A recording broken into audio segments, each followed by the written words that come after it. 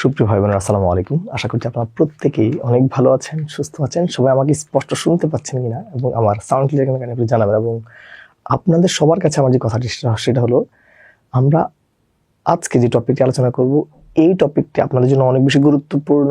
এই কারণ আপনারা অনেকেই জেনে থাকবেন যে প্রিপোজিশন মানে আমরা বুঝি এটা একটা মুখস্থ জিনিস, কিন্তু ভাই প্রিপোজিশন মানে যে মুখস্থর বাহিরেও যে বুঝার যে অনেক কিছু আছে, সেই জায়গাটা আমি একটু অ্যাড্রেস করতে চাই। এবং আমি এই জিনিসগুলো অ্যাড্রেস করতে গিয়ে আমি প্রিপোজিশনের এই জিনিসগুলো বা এই জায়গাগুলোকে অ্যাড্রেস করতে গিয়ে যে জায়গাটা একটু ফোকাস করে দিব সেটা একটু দেখাতে চাই, এবং প্রিপোজিশনের পুরো যে গ্রাফটা সেটা একটু দেখাতে চাই। তো ফর দ্য ফার্স্ট টাইম আপনাদেরকে আমি আবারও আমার এই ক্লাসে স্বাগত জানাচ্ছি। এবং আমরা আজকে আলোচনা করবো হলো লেকচার 6, মানে যেটা হলো প্রিপোজিশন। তো তাহলে চলুন আমরা একটু প্রিপোজিশনে একটু কথা বলতে চাই। তাহলে একটু দেখেন, আমরা প্রিপোজিশন নিয়ে কথা বলতে গেলে সবার আগে যে জায়গাটা একটু অ্যাড্রেস করবো সেটা দেখেন। আগে লিখলাম প্রিপোজিশন।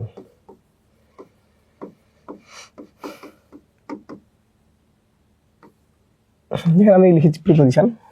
এখন এই যে প্রিপোজিশনটা আছে আমাদের চাকরি বাজারে, এখান থেকে মোটা দাগে 4টা ভাবে প্রশ্ন আসে, 4 ভাগে। এক হলো রুলস বেসড,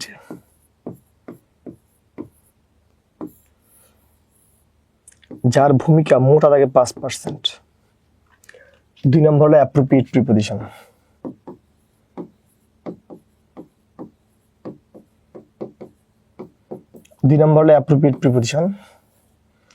যার ভূমিকা 40%। এটা সম্পূর্ণ মুখস্থ বেস, ঠিক আছে।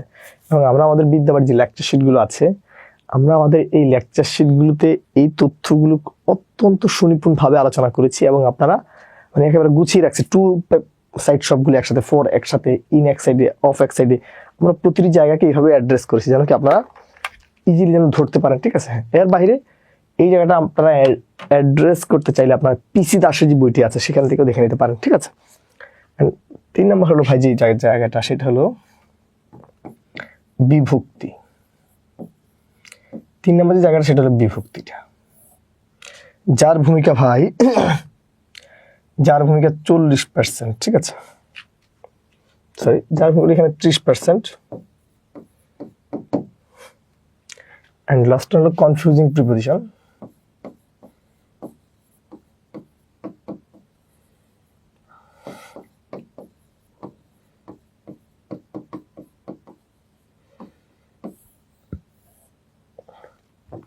যার ভূমিকা মোটা থাকে 25%, ঠিক আছে।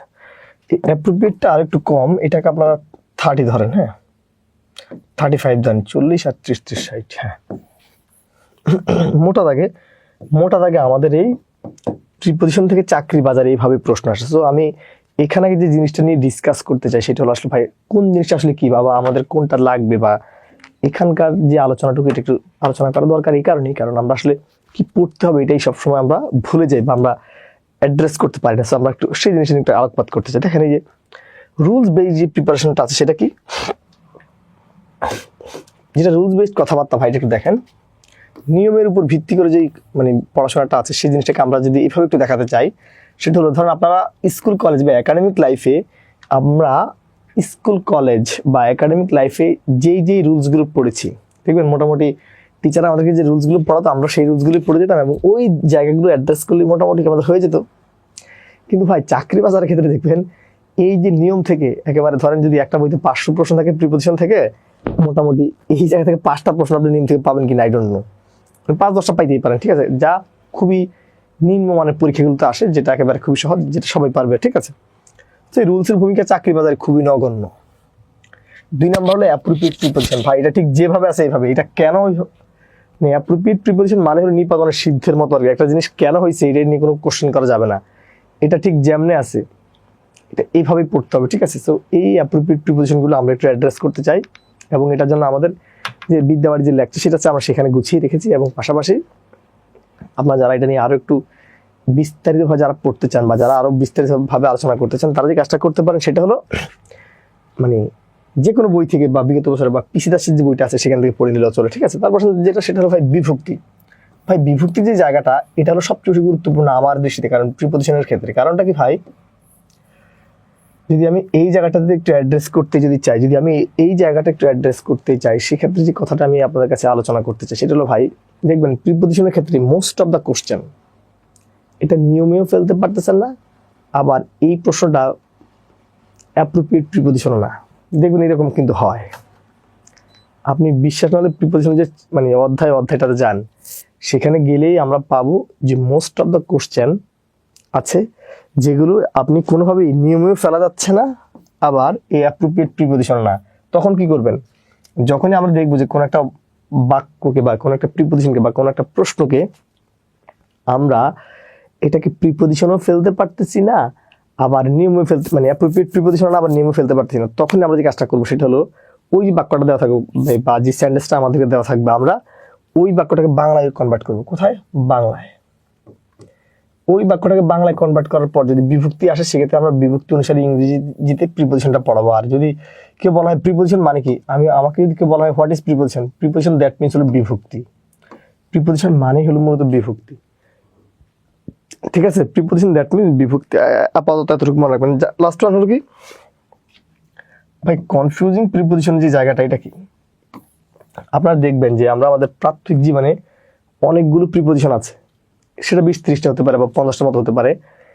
একটার একাধিক প্রিপোজিশন, যেমন ডাইয়ের সাথে 4-5টা আছে, লোকের সাথে অনেকগুলো আছে, অ্যাটেন্ড অনেকগুলো আছে, এগুলো অনেকগুলো আছে। আমার যখন কোনো একটা জায়গার বা কোনো একটা ওয়ার্ডের যদি একাধিক প্রিপোজিশন থাকে, সেক্ষেত্রে কখন কোনটা ব্যবহার করবো বা কোনটা কিভাবে ব্যবহার করতে হয়, কোনটা কিভাবে আমরা অ্যান্সার করতে হয়, সেই কৌশলগুলো আমরা কনফিউজিং প্রিপোজিশনের মাধ্যমে দেখাবো। তবে এখানে যদিও আমি মানে 100% আপনাদের যে পুরো ব্যাপারটা, এটাকে আমরা রেশিও আকারে দেখিয়েছি।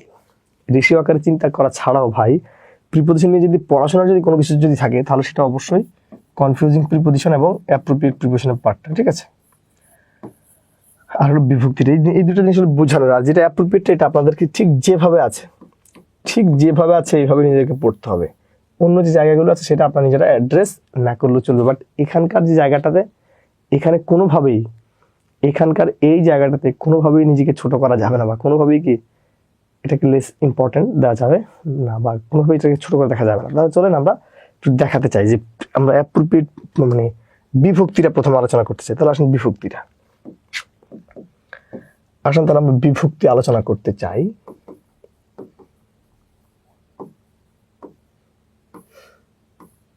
বিভক্তি আপনারা প্রত্যেকেই জানেন, যেটা প্রথমা আছে, এই প্রথমাতে কিন্তু কোনো বিভক্তি নাই, এটাকে বলা হয় শূন্য বিভক্তি।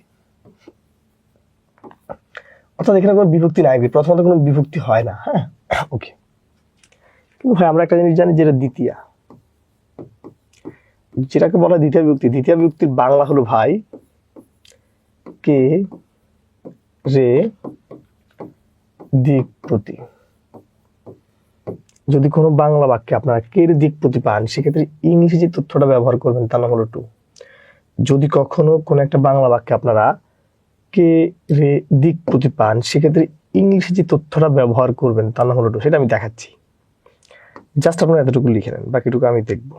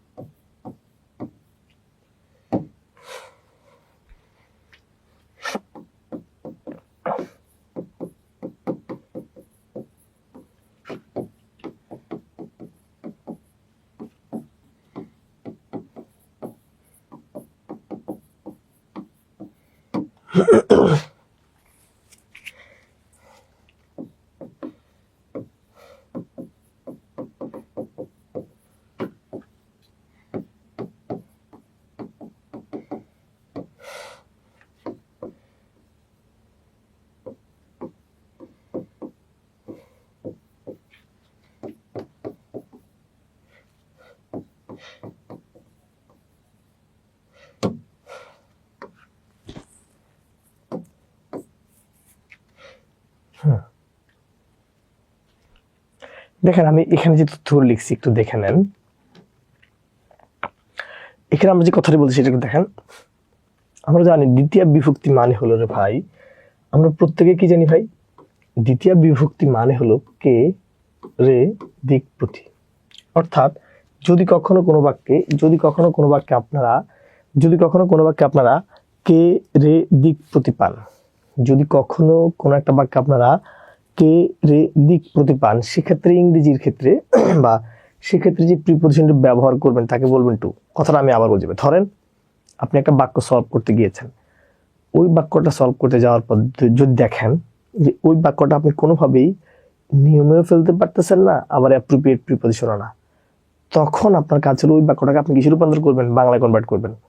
এবং বাংলায় কনভার্ট করার পর সেখানে যদি কে রে দিক প্রতি এই রকমের বিভক্তি বা কথা উল্লেখ থাকে, সেক্ষেত্রে যে তথ্যটি ব্যবহার করবেন তার নাম হলো টু। সেটা আমি দেখাচ্ছি। দেখেন এখানে হি গ্যাপ, সে দিয়েছিল এই বুক একটি বই টু মি। দেখেন হি গ্যাপ, সে দিছিল এই বুক একটি বই কাকে, টু মি, কাকে, আমাকে। যদি আপনি বাক্যটাকে বাংলা যদি করেন এটা এভাবে হয়, সে আমাকে একটি বই দিয়েছে, যেহেতু কে কথাটা আছে, বা বাংলা যদি বলেন কে রে, সে আমার একটা বই দিচ্ছে, আপনারা বলেন না, এটাই আর কি। ঠিক আছে, তারপর দেখেন আই স্যান্ড, আমি পাঠিয়েছি এই মেসেজ, আমি একটা মেসেজ পাঠিয়েছি টু মাই ফ্রেন্ড, কাকে, আমার বন্ধুকে। এখানে যে টু আছে, ঠিক আছে, বা আমার বন্ধুর প্রতি বা বন্ধুর দিকে, বা আপনি কি বলতে পারেন বন্ধুরে, বন্ধুরে বলেন না আপনারা। মানে আমার এখানে মেসেজটা হলো ভাই, যদি কখনো কোনো একটা বাংলা বাক্যকে আপনারা কে রে দিক প্রতি থাকে, সেক্ষেত্রে আপনারা যে তথ্যটা ব্যবহার করবেন তার নাম হলো টু। ঠিক আছে, যেমন হি রাইট, সে লিখছে, এটা একটা চিঠি লিখছে কাকে, টু হিজ ফ্রেন্ডস, কাকে, তার বন্ধুদেরকে। মানে সে একটা চিঠি লিখছে কাকে, তার বন্ধুদের কাছে। আপনারা বলেন না যে তার বন্ধুদের প্রতি, সে তার ফ্রেন্ডদের প্রতি একটা চিঠি লিখেছে, বা বন্ধুদের প্রতি চিঠি লিখছে, বা বন্ধুকে বা বন্ধুদেরকে, ঠিক আছে, বা বন্ধুরে। দে ইনভাইটস টু করিম, তারা কাকে ইনভাইট করছে, করিমকে। কাকে ইনভাইট করছে, করিমকে। The boy went to college, সেটা কোন দিকে গেছে, কলেজের দিকে গেছে। ভাইরে আমার কাছে এখানে বুঝানোর যে মেথডটা সেটা হলো ভাই, যদি কখনো কোনো একটা বাক্যে আমরা কে রে দিক প্রতি পাই, যদি কখনো কোনো একটা বাংলা বাক্যে আপনারা কে রে দিক প্রতি পান, সেক্ষেত্রে ইংরেজির ক্ষেত্রে যে তথ্যটা ব্যবহার করবেন সেটা হলো টু। আশা করি আমি এতটুকু বোঝাতে পেরেছি। আপনার প্রথম দিকে আর এখানে যে তথ্যগুলো আছে, এই তথ্যগুলো কিন্তু বাংলা ভাষার যে বইগুলো এগুলোতে না, কিন্তু এটা পিসি দাসের বইটাতে আছে, বা বাহিরের দেশের যে বইগুলো আছে সেই বইগুলো আছে। এবং এটা this is a very practical আর pragmatic thing that can be enrich your brainstorm, আর that can be enrich your কি ওন সেলফ। ঠিক আছে, তাহলে আমরা আশা করি দ্বিতীয় বিভক্তি আমরা কিছুটা হলো একটা আইডিয়া দিতে পেরেছি। আমরা তাহলে তৃতীয় বিভক্তি নিয়ে একটু কথা বলতে চাই।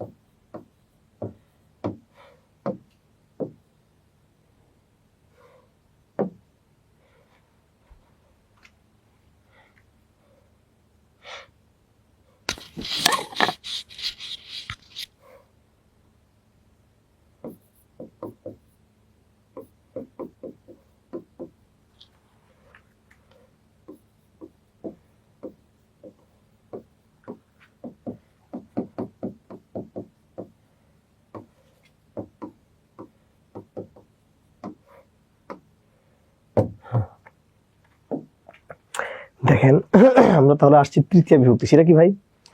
যখন কোন একটা বাংলা বাক্যে আপনারা ওই বাক্যটাকে নিয়মে ফেলতে পারবেন না, আবার কিসে অ্যাপ্রোপ্রিয়েট প্রিপোজিশনও খুঁজে পাবেন না, তখন আমাদের কাজ হলো ভাই ওই বাক্যটাকে বাংলা রূপান্তর করবো, এবং বাংলা রূপান্তর করার পর সেখানে যদি আপনারা দ্বারা দিয়ে করতে পান, দ্বারা দিয়ে কর্তৃক পান, অর্থাৎ যদি কোনো একটা বাংলা বাক্যে, অর্থাৎ যদি কখনো কোনো একটা বাংলা বাক্যে আপনারা দ্বারা দিয়ে কর্তৃক কথার পান, সেক্ষেত্রে যে তথ্যটি ব্যবহার করবেন বাই এবং উইথ। সেক্ষেত্রে ভাই একটা কথা মনে রাখবেন, এই যে উইথ কথাটা বসে ভাই, এই কর্তৃক মানে বাই বুঝালে কর্তৃক, অর্থাৎ কর্তৃক বুঝালে বাই, কর্তৃক বুঝালে বাই, এটা মনে রাখবেন যে বাই এর পর সাধারণত অবজেক্টটা কি হয়, ব্যক্তিবাচক হয়, ঠিক আছে? কর্তৃক বুঝালে বাই, আর দ্বারা দিয়ে বুঝালে উইথ, দ্বারা দিয়ে বুঝালে উইথ। ধরেন আমি যদি একটু প্র্যাকটিক্যালি কথা যদি বলি, ধরেন আই স্পিক হিয়ার, আমি এখানে কথা বলতেছি উইথ মাউথ, আমি মাউথ দিয়ে কথা বলতেছি। আই রাইটার, আমি এখানে লিখতেছি উইথ কি, ব্ল্যাক পেন দিয়ে লিখতেছি। আপনি বলতে পারেন আই জয়েন দ্য ক্লাস, আমি ক্লাস জয়েন করছি উইথ কি, with zoom ID, with internet, with Facebook, with social media, with হলো কি মাই মোবাইল ফোন বা স্মার্টফোন বা ল্যাপটপ কম্পিউটার, নাকি? সো একেবারে প্র্যাকটিক্যালি চিন্তা করতে হবে। ধরেন আপনি একটা কাজ করতেছেন কি দিয়ে, ধরেন আপনি এখন লাঠি দিয়ে একটা কাজ করতেছেন, I did the work with এই স্টিক, একটা লাঠি দিয়ে আমি কাজটা করতেছি, কথা ব্যাপারটা কি না, ঠিক আছে? তো আসুন তাহলে এখানে বললাম যে দ্য রুম, এই রুমটি ইজ ডেকোরেট করা হয়েছে উইথ কালারফুল পেইন্ট, মানে রং বেরঙের পেইন্ট দিয়ে কি করা হয়েছে, রুমটি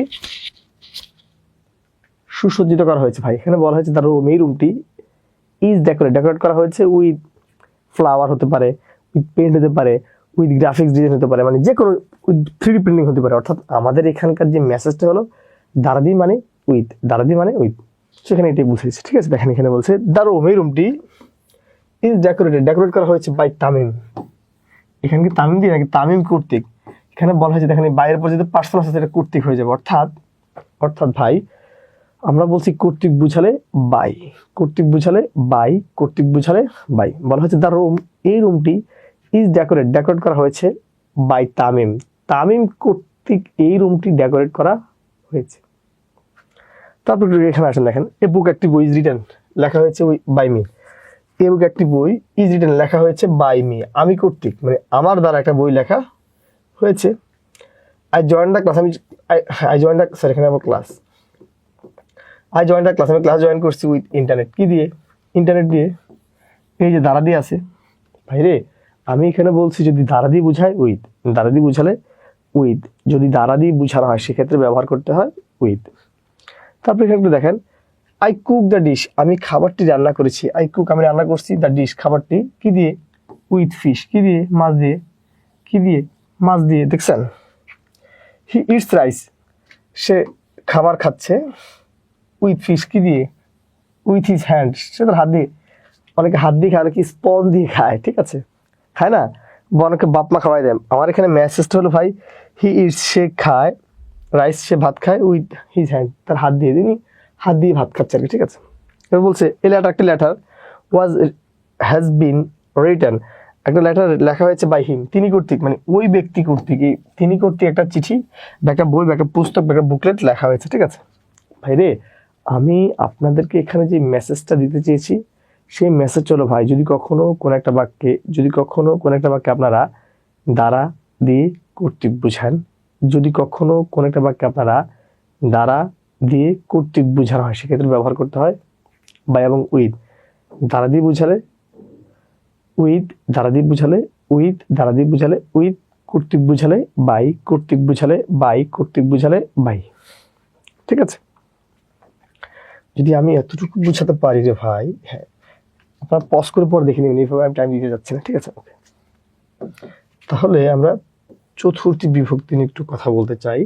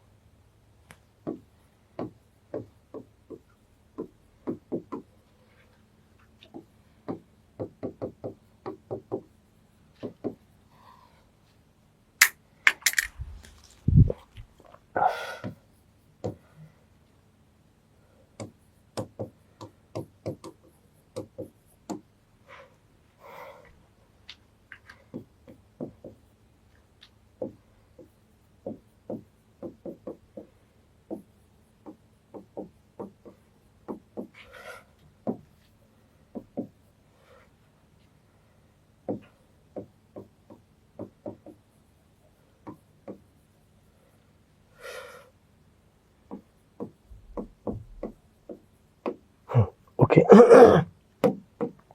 তাহলে দেখেন আমরা আস্তে আস্তে চতুর্থী বিভক্তিতে চলে আসছি। কোথায় চলে আসছি? চতুর্থী বিভক্তি পাইছি। এটা তাহলে কি দেখেন ভাইরে, আমাদের চতুর্থী বিভক্তি বাংলায় হলো জন্ম নিমিত্তে। যদি কখনো কোনো বাংলা বাক্যে জন্ম নিমিত্তে বুঝায় তাহলে বলা হয় ফর। যদি কখনো কোনো একটা বাংলা বাক্যে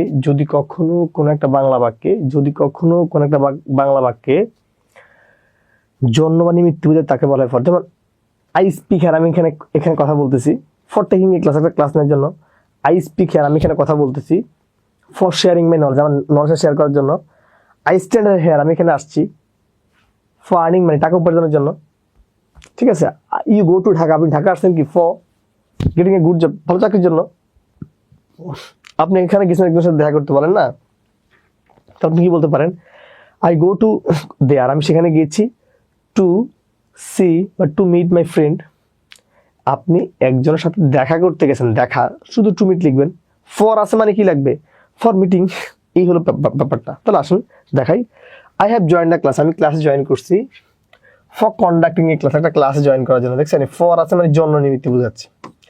আমি মূলত ক্লাসে জয়েন করছি একটা ক্লাস কন্ডাক্ট করার জন্য, একটা ক্লাস নেওয়ার জন্য। তারপর এখানে আসলে লিখলাম হি অ্যাডমিটেড টু বিদ্যাবাড়ি, সে বিদ্যাবাড়িতে ভর্তি হয়েছে।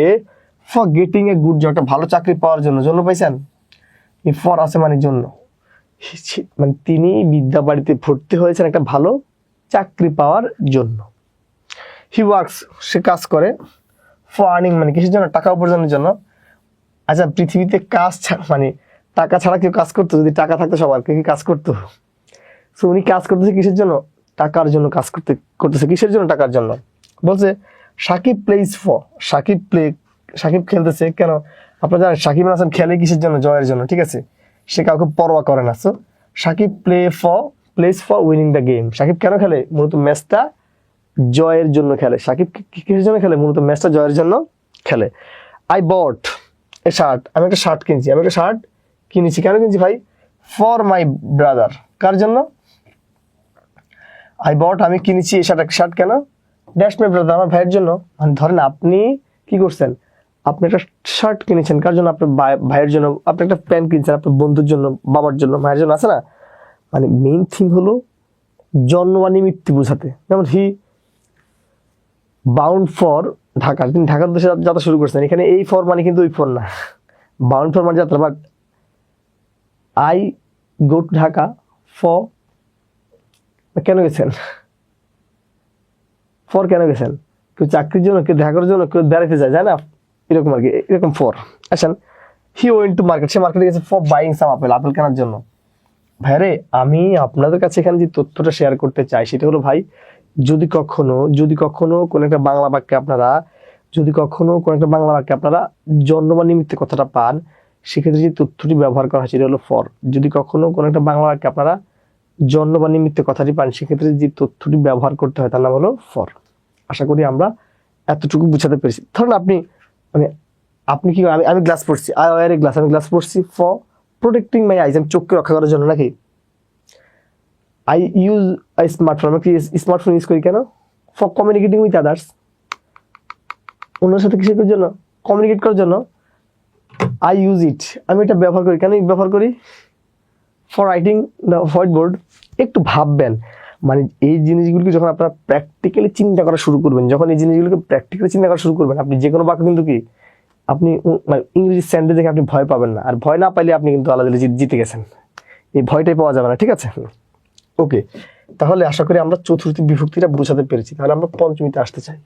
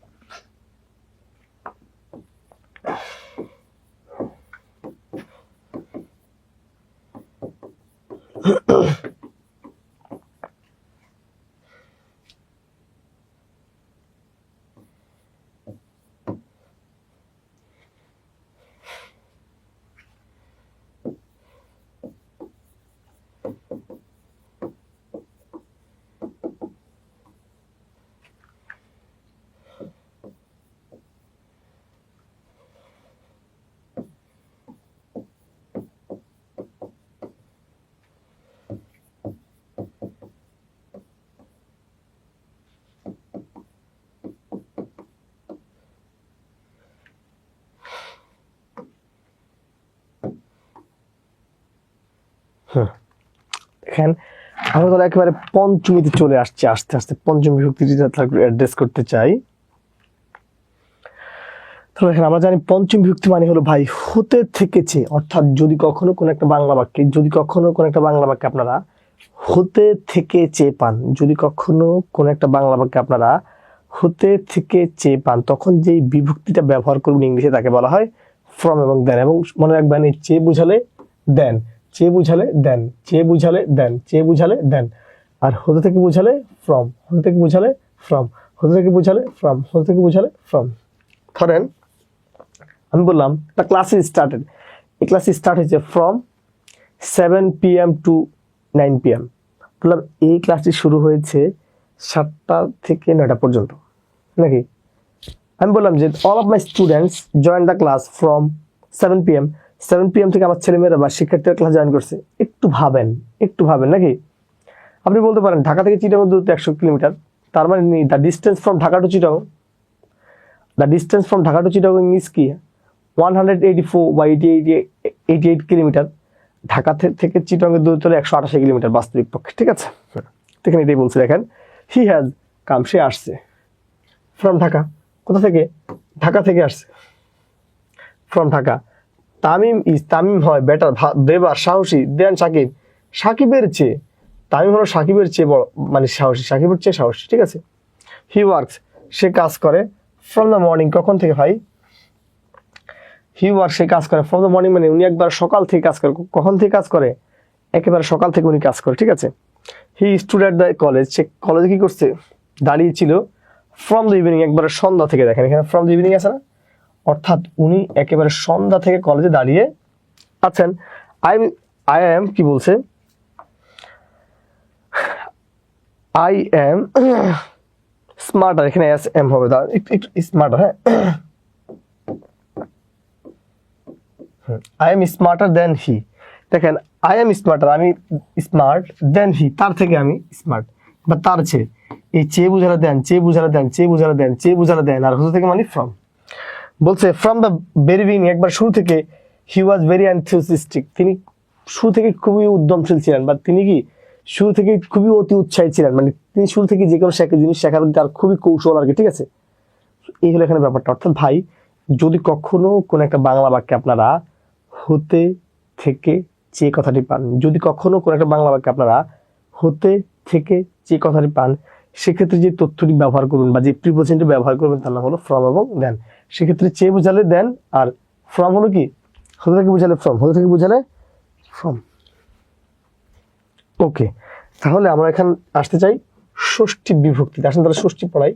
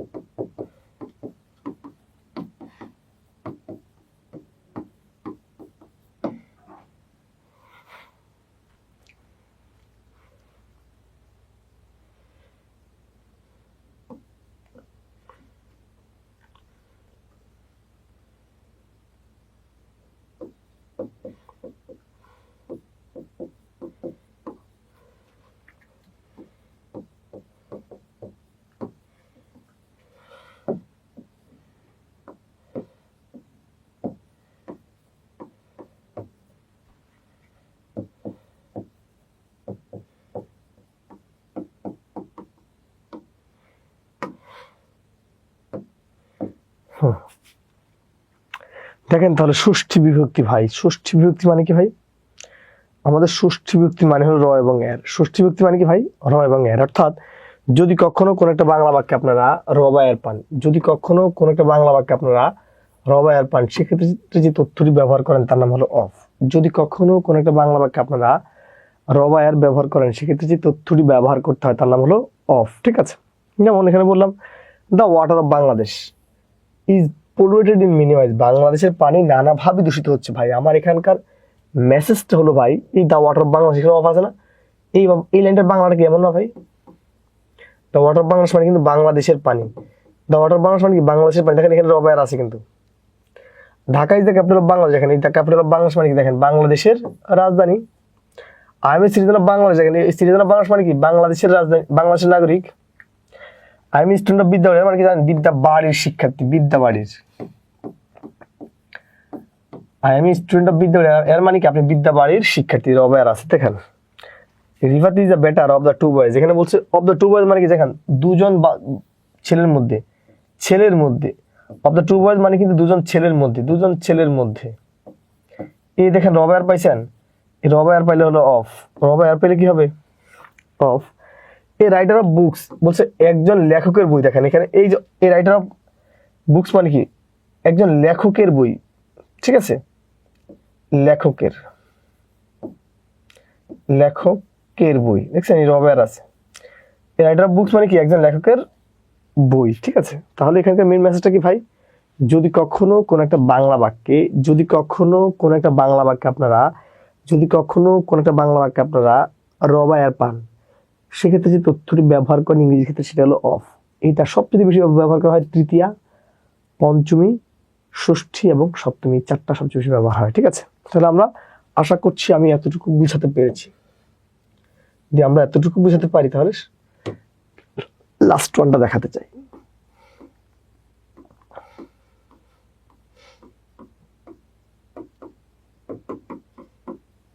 এ ওতে, আর এ ওতে মানে কি ভাই জানেন? অ্যাট এবং ইন। সেক্ষেত্রে হয় অ্যাট হলো খণ্ড বোঝাতে বা ছোট বোঝাতে ব্যবহার করা হয়, বাকি সব ক্ষেত্রে হলো ইন।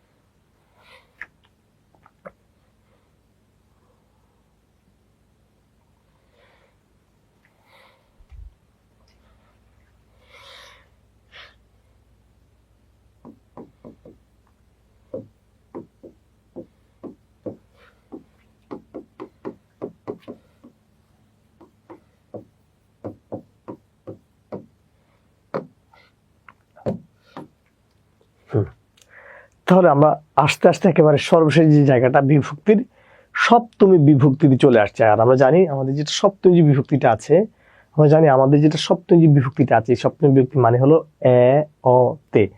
সপ্তমী বিভক্তি দ্যাট মিনস কি ভাই?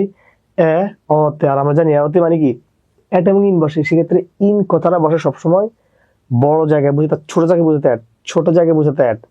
এর বাইরে দুনিয়ার সব ক্ষেত্রে ইন বসে।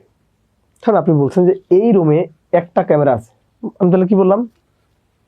দেয়ার is a camera, there is a camera in the room. কি বললাম ভাই? এই রুমে একটা ক্যামেরা আছে। এখন ইন দ্য রুম মানে কি? রুমে। ইন দ্য রুম মানে রুমে না, এই দেখেন রুমে। এখানে এটও লিখতে পারেন, কিন্তু আমি জাস্ট বোঝানোর জন্য এওতে যে আছে। হ্যাঁ, তারপরে এখানে এ আছে, দেখছেন? তার মানে ভাই বলছে হি লিভস, হ্যাঁ হি লিভস ইন ঢাকা, সে কোথায় বাস করে? ঢাকায় বাস করে। আপনারা কি বলেন? এই ঢাকায় বাস করে না? আবার ধরেন আপনি বলছেন যে ভাই হি লিভস ইন ঢাকা, মানে সে ঢাকায় বাস করে, এতটুকু তো আপনি জানেন। আপনারা অনেক ক্ষেত্রে আঞ্চলিক ভাষা কি বলেন? লিভ, উনি ঢাকাতে থাকে বলেন ঢাকাতে, তে এওতে, আবার ঢাকায় এভাবে হয়, ঠিক আছে? আর ঢাকা যেহেতু বড় জায়গার জন্য এখানে in. I live at Mirpur, আমি কোথায় বাস করি? মিরপুরে বাস করি। কোথায়? মিরপুরে। দেয়ার আর, সেখানে আছে মেনি স্টুডেন্টস, অনেকগুলো শিক্ষার্থী। In the class, in the class মানে ক্লাসে, মানে ক্লাসে অনেকগুলো শিক্ষার্থী আছে। এখানে বলছে ভাই the man arrive at the airport, লোকটা এয়ারপোর্টে পৌঁছেছে। ভাই দেখেন যে এয়ারপোর্ট, এই লাইনের বাংলার লোকটা এয়ারপোর্টে পৌঁছেছে, এয়ারপোর্টে, এয়ারপোর্টে। দেখেন এই যে লোকটা এয়ারপোর্ট, এখানে এ আছে না, এই যে এয়ারপোর্টে পৌঁছাইছে, এ আছে মানে তো এট দ্য এয়ারপোর্ট। আর এয়ারপোর্ট যেহেতু ছোট থাকে যেন ছোট, এট ছোট হলো এট। লাস্ট হলো কি? হি স্ট্যান্ড দ্য, সে দাঁড়াইছিল at the college campus, college ক্যাম্পাসে। কোথায়? কলেজ ক্যাম্পাসে, এওতে। আর এওতে মানে এট এবং ইন। তাহলে কি বললাম ভাই, যদি কখনো কোন একটা বাক্যে, আপনারা কি পান? এ অ তে বিভক্তিটা পান, সেক্ষেত্রে ইংরেজিতে যে বিভক্তিটা ব্যবহার করবেন বা ইংরেজিতে যে তথ্যটা ব্যবহার করবেন তার নাম হলো ইন এবং অ্যাড। সেক্ষেত্রে অ্যাড কথাটা ব্যবহার করা হয় ছোট বোঝাতে অ্যাড, বা খণ্ড বোঝাতে অ্যাড, আর বাকি সব ক্ষেত্রে কি? বাকি সকল ক্ষেত্রে ইন কথাটি ব্যবহৃত হয়। ঠিক আছে? তো আপনারা, আমি ঠিক যেভাবে এই বিভক্তির যে সেগমেন্টটা আমি ঠিক যেভাবে একেবারে ধরে ধরে ডিসকাস করছি, আপনারা এই তথ্যটুকু এইভাবে একটু আলোকপাত করবেন, এবং আমরা বিভক্তির মাধ্যমে আমরা প্রিপজিশনের সবচেয়ে গুরুত্বপূর্ণ যে জায়গাটা, সেই জায়গায় জিনিসটি অ্যাড্রেস করছি। আপনারা প্র্যাকটিস করতে গেলে আরো প্রশ্ন পাবেন, কিন্তু আমাদের সময় যদি সংকট, আমরা 2 নম্বর সেগমেন্ট অর্থাৎ অ্যাপ্রোপ্রিয়েট প্রিপজিশনটা একটু চলে যেতে চাই। ঠিক আছে? তারপর আমি প্রিপজিশনে কি 2-একটা প্রশ্ন দেখা যাবে বিভক্তির কি 2-একটা প্রশ্ন দেখা দিতে পারবো?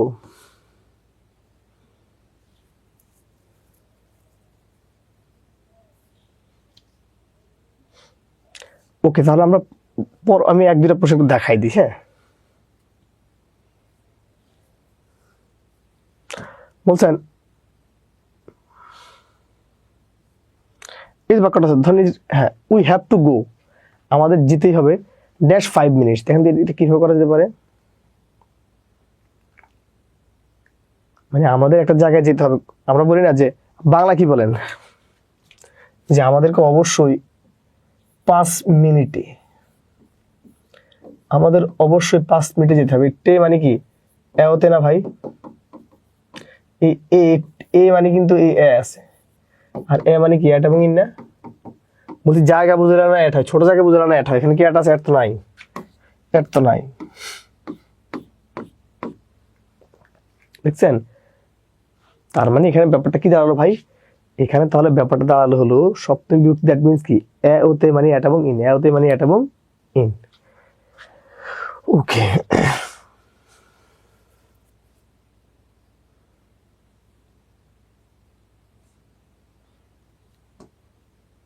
বলো তো কি হবে অ্যান্সার? এগুলো প্রিভিয়াস ইয়ারেরই প্রশ্ন।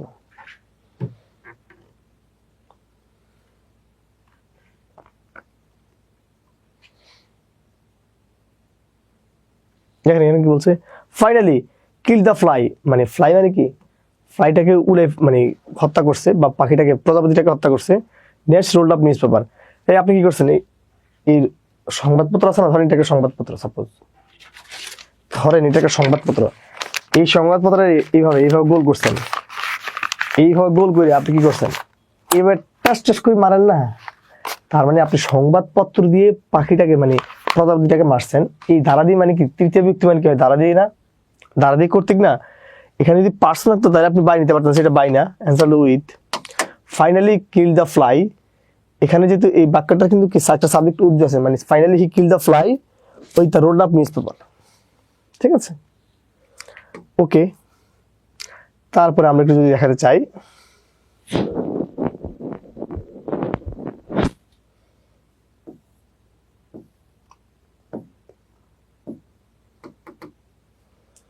ভাই এখানে কি বলছে? দেখেন হি হ্যাজ পেইড পেনাল্টি, তাকে পেনাল্টি দিতে হয়েছে, dash is crime with 5 years of prison. মানে তারে আপনার কি বলেন যে তাকে 5 বছরের কি দেওয়া হয়েছে, মানে তাকে জরিমানা করা হয়েছে এবং সাথে কি এখানে কি বলছে ভাই, এখানে বলছে যে তাকে he has paid penalty. Penalty কি হয় বলেন, পেনাল্টি মানে কি, পেনাল্টি করছে হিজ ক্রাইম, তার ক্রাইমের জন্য, for the year of prison, এবং 5 ইয়ার অফ প্রিজন। দেখেন বলছে ওনাকে ওনার অপরাধের জন্য, ওনাকে ওনার অপরাধের জন্য 5 বছরের জন্য কি করা হয়েছে, 5 বছরের দণ্ডপ্রাপ্ত করা হয়েছে বা 5 বছরের জেল দিয়েছে। জন্য কিসের জন্য, his crime, for his crime, দেখেন ফর হিজ ক্রাইম। আর আমরা জানি জন্ম নিমিত্ত মানে কি উইথ না, এরে ভাই জন্ম নিমিত্ত মানে কি উইথ না, জন্ম নিমিত্ত মানে কিন্তু উইথ, জন্ম নিমিত্ত মানে কিন্তু উইথ, ঠিক আছে। সো আশা করি আপনারা এতটুকু বুঝতে পারছেন। আরে সরি, এই জন্ম নিমিত্ত মানে ফর, ঠিক আছে, আমি তো ওকে। তার মানে এটা করেন, যদি আমরা এই বাক্যটা একটু দেখাতে চাই, এটা কিভাবে করতে পারি,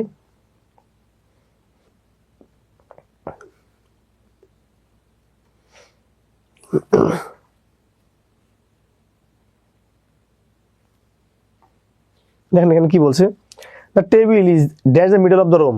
আমরা বললাম যে এই টেবিলটা, ধরেন এটা একটা টেবিল, বলছে এই রুমের মাঝখানে, কোথায়, এই রুমের মাঝখানে টেবিলটা হচ্ছে, মাঝখানে বা মাঝে। যারা বলেন আঞ্চলিক ভাষা বলেন খানে মানে এ, আর মাঝে মানে কি মাঝে, এখানে এ আছে না, আর এতে মানে কি অ্যাট এবং ইন। এখানে তো অ্যাটের কোনো ফাংশনই নাই, এখানে কিন্তু কোনায়, এখানে কিন্তু অ্যাটের কোনো রকমের ফাংশন এখানে নেই। ওকে,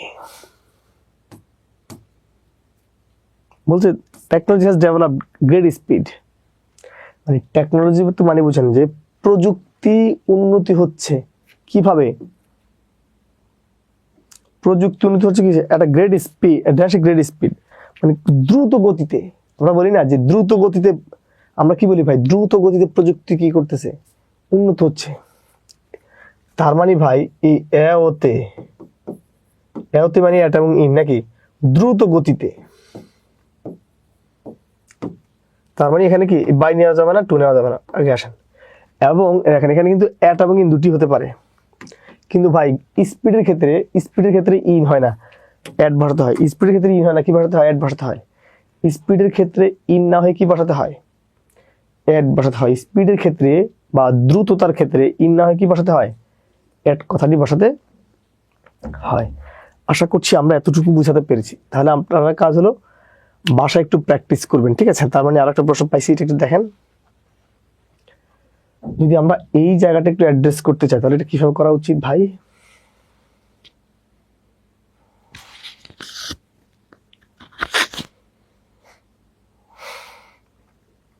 দেখেন he wants to meet me, সে আমার সাথে দেখা করতে চায়, ঢাকা ইউনিভার্সিটি, তিনি ঢাকা বিশ্ববিদ্যালয়ে, আমরা কি বলি যে উনি আমার সাথে ঢাকা বিশ্ববিদ্যালয়ে,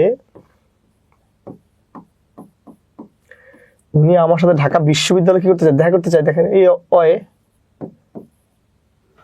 আর বাংলা কি বলেন, ভার্সিটিতে, বাংলা কি বলেন, ভার্সিটিতে বলি না আমরা ভাইরে। এই জিনিসটা যারা লেখক বা গবেষক যারা আছেন, এই জিনিসগুলো যারা লেখক বা গবেষক আছেন, ওরা কিন্তু জিনিসগুলো ভেবে চিনতে বছরের পর বছর রিসার্চ করে করে করে করে এই জিনিসগুলো বের করছেন। তো কাজেই এখানে কি আপনার কোনো চিন্তা নাই। তার মানে এখানে আমার প্রশ্ন, ঢাকা বিশ্ববিদ্যালয় কি ছোট জায়গা না? ঢাকা বিশ্ববিদ্যালয় মাত্র 600 একর, যেখানে একটা থানা, একটা জেলার আগে ইট হয়, সেখানে মানে একটা গ্রামের থেকে তো ছোট। সো এই জন্য কি হবে, অ্যাট।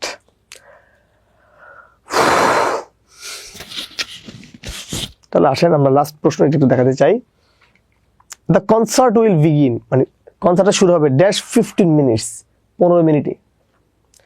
বলা হয়েছে যে কনসার্টটার কথা বলা আছে, এই কনসার্টটা শুরু হবে কত মিনিটের মধ্যে, উইদিন 5 মিনিটস, 15 মিনিটের মধ্যে নাকি। আমার প্রশ্ন হলো ভাই, দ্য কনসার্ট উইল বিগিন, কনসার্টটা শুরু হবে ড্যাশ 15 মিনিটস, কত মিনিটে, আমরা কি বলি, মানে 15 মিনিটের মধ্যে বলি না ভাই।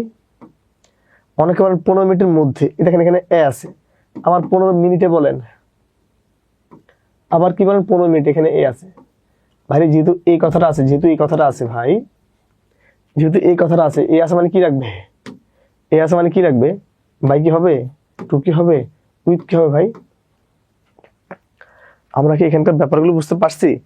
সো এইভাবে বিভক্তির কিছু প্রশ্ন আমি এখানে দেখালাম, আপনারা বাসায় এইভাবে একটু প্র্যাকটিস করবেন। এখন তাহলে আমরা যেহেতু আমাদের আর সময় আছে, আমরা কনফিউজিং প্রিপোজিশনের যে পার্টটা আমরা সেখানে একটু অ্যাড্রেস করতে চাই। আমরা এখন কনফিউজিং প্রিপোজিশনটা একটু দেখাবো এবং এখানকার একটা বা দুটি নিয়ম পড়াবো এবং আমরা আমাদের প্রিপোজিশনের যে দ্বিতীয় যে পার্টটা অ্যাপ্রোপ্রিয়েট প্রিপোজিশন, যেটা সেখানেই মূলত ওই কনফিউজিং প্রিপোজিশনের যে বাকি যতগুলো নিয়ম আছে আমরা প্রতিটি নিয়ম সেখানে আপনাদেরকে একেবারে ধরে ধরে ধরে ধরে অ্যাড্রেস করে দেবো এবং শেখানোর ট্রাই করব, ঠিক আছে? তাহলে আমরা এখানে একটু যদি আসি, দেখেন এখানে একটা জিনিস লেখা আছে, সরি, ওকে,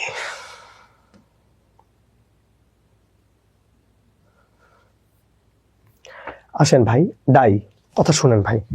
পৃথিবীতে একটা মানুষ পৃথিবীর যে কোনো রোগে যদি মারা যদি যায়, একটা মানুষ যদি পৃথিবীর যে কোনো রোগে মারা যায়, হতে পারে আলসার, হতে পারে ক্যান্সার, হতে পারে ডায়রিয়া, হতে পারে ডেঙ্গু, হতে পারে ম্যালেরিয়া, হতে পারে কি এইডস, মানে একটা মানুষ পৃথিবীর যে কোনো রোগে মারা গেলে অফ, পৃথিবীর যে কোনো রোগে মারা গেলে অফ, পৃথিবীর যে কোনো রোগে মারা গেলে অফ, পৃথিবীর যে কোনো রোগে মারা গেলে অফ।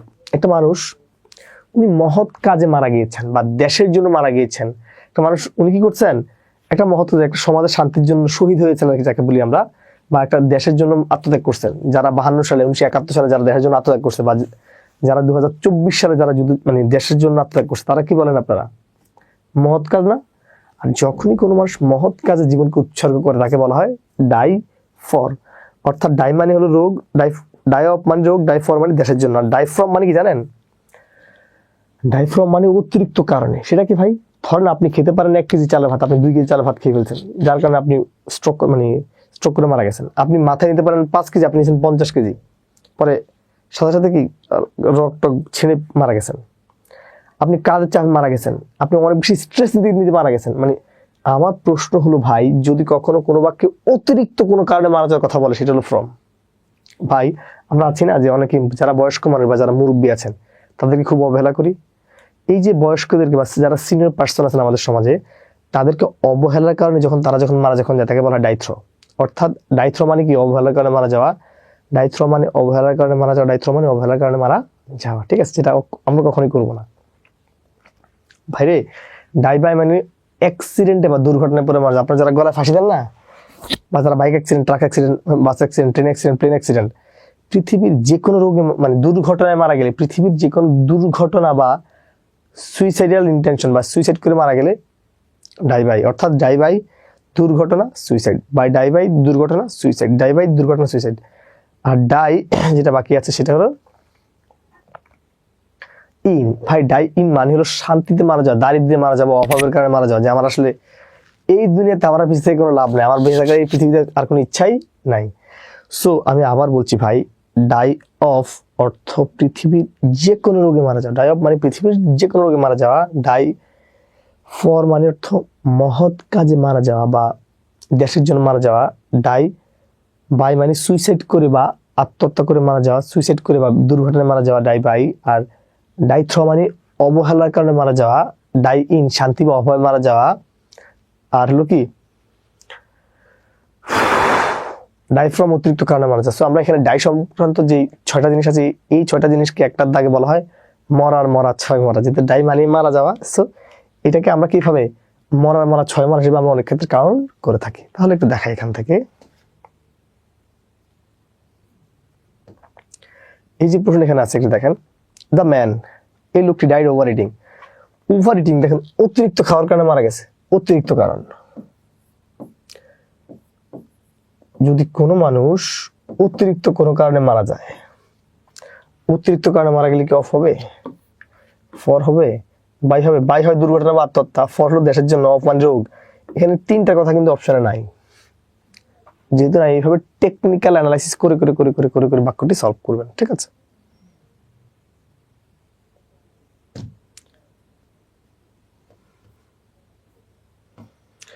যদি আমরা এই জায়গাটা একটু অ্যাড্রেস করতে চাই, বলা হয়েছে কি he died dash the injury, he died dash the injury. দেখেন ফ্রম মানে তো অতিরিক্ত কারণ, এখানে অতিরিক্ত কারণ আছে, তার ডাই ওভার তো নাই। ফর মানে তো দেখার জন্য, এখানে কি দেখার জন্য বুঝেছে ভাই? কথা কি বুঝতে পারছেন? ঠিক আছে।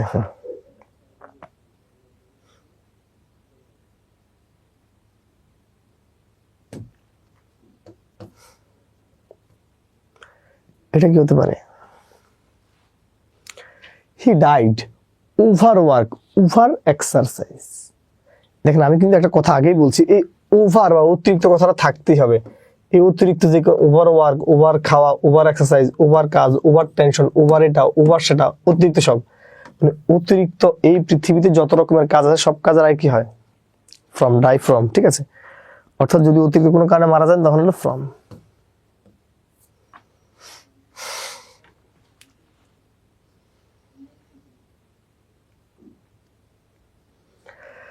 এখানে বলছে ওয়ান অফ মাই আঙ্কেল, মানে আমার কতিপয় আঙ্কেলের মধ্যে একজন ডাইড ম্যালেরিয়া। ভাইরে এখানে হতে পারে ম্যালেরিয়া, হতে পারে আলসার, হতে পারে ক্যান্সার, হতে পারে ডায়রিয়া, হতে পারে আমাশয়, হতে পারে ডেঙ্গু, হতে পারে চিকুনগুনিয়া, হতে পারে এইডস, হতে পারে লট অফ রোগ, যত রকম রোগ, হারপিস, হ্যাঁ সব। তাহলে রোগে মারা গেলে কিন্তু অফ, ও রোগে মারা গেলে কি হয়? অফ হয়, ঠিক আছে? রোগে মারা গেলে কি ব্যবহার করতে হয়? অফ ব্যবহার করতে হয়, ঠিক আছে? The orphan boy died dash by cholera. এখানে কি বলছে ভাই? The orphan boy died by cholera. তাহলে দেখেন এখানে কি আছে?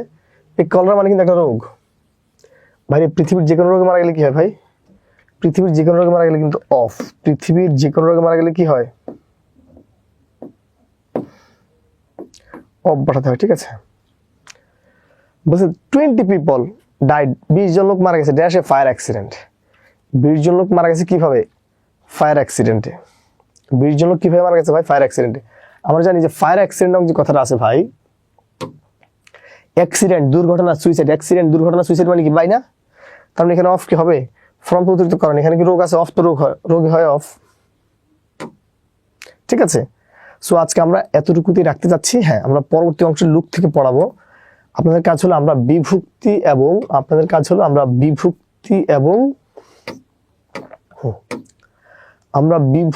এবং এটাকে কি বলা হয়? বিভক্তি এবং এই কনফিউজিং যতটুকু পড়িয়েছিলাম আপনারা অতটুকু বাসায় পড়বেন। আগে পুরো ক্লাসটা ভালো করে দেখবেন, দেখার পর তথ্যগুলো নোট করবেন। নোট করার পর আমাদের যে লেকচারশিট, বিদ্যাবাড়ি লেকচারশিট বা আপনার বাসায় যদি কোনো বই থাকে ওখান থেকে একটু প্র্যাকটিস করবেন। প্র্যাকটিস করতে গিয়ে যদি কোনো সমস্যা হয় সেটা আমাদেরকে দেখাবেন, আমরা সব ক্লাসে সলভ করে দিব। এবং পাশাপাশি কথাটা একটু বলতে চাই, সেটা হলো যদি আমাদের ক্লাসগুলো যদি ভালো লাগে অবশ্যই আমাদের এই কোর্সগুলো কেনার জন্য, আমাদের এই কোর্সটা যদি আপনারা কিনতে যদি চান অবশ্যই মানে এই নিম্ন প্রদত্ত নাম্বারে যোগাযোগ করতে বলবেন। এবং আপনারা যেহেতু সামাজিক জীব হিসেবে যদি আমাদের ক্লাসগুলো ভালো লেগে থাকে অবশ্যই আপনারা আপনাদের পরিচিত ফ্রেন্ড সার্কেল, আত্মীয় স্বজন, সহপাঠী এবং পাড়া প্রতিবেশী যারা আছেন তাদেরকে একটু বলে দিবেন, বা যারা চাকরির প্রত্যাশী আছে সবার কাছে আমাদের ক্লাসগুলো ছড়িয়ে দিবেন, ঠিক আছে? এবং আপনারা চাইলে পাশাপাশি বিদ্যাবাড়ির প্রতিটি জিনিসের নিয়মিত আপডেট পাওয়ার জন্য আমাদের ওয়েবসাইট, ফেসবুক পেজ এবং ইউটিউব চ্যানেলকে আপনারা সংযুক্ত থাকতে পারেন। তাহলে আজকে এতটুকুই, ধন্যবাদ সবাইকে। এবং আমরা পরবর্তী পর্যায়ে আমরা আজকের যে আলোচনা, এই আলোচনার বাকি অংশটুকু দেখাবো। অ্যাপ্রোপ্রিয়েট প্রিপোজিশন পার্ট, সেখানে কনফিউজিং প্রিপোজিশনের একটি নিয়ম ছাড়া বাকি তথ্যগুলো আমি সেখানে অ্যাড্রেস করব। তো আজকে তাহলে এখানে বিদায় নিচ্ছি। সবাই তাহলে ভালো থাকবেন, সুস্থ থাকবেন। খুদা হাফেজ। Be happy and spread happiness. শুভ অপরাহ্ন।